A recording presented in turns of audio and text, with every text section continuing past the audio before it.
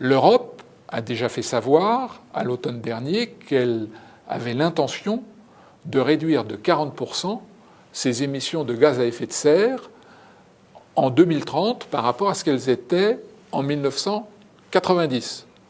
Nous, ce que nous disons au pouvoir public français, au pouvoir public européen, c'est très bien, mais attention, exiger de la part des autres zones du monde un engagement du même type afin que l'industrie européenne et l'industrie française et l'industrie chimique française ne soient pas pénalisées par rapport aux industries de ces autres zones du monde.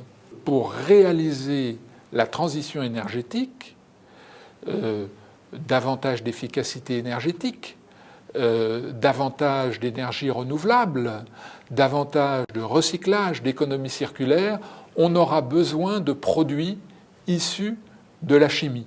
Moindre consommation dans les transports, c'est en particulier l'allègement des véhicules, et ça se fera avec des produits issus de la chimie. Dans le domaine du bâtiment, des produits bien connus comme par exemple les mousses polyuréthane ou comme la laine de verre, qui sont des produits qui viennent isoler thermiquement les bâtiments et qui sont fondamentalement des produits issus de notre industrie. Donc nous voyons la transition énergétique comme une opportunité à condition qu'elle ne renchérisse pas le prix de l'énergie pour notre industrie.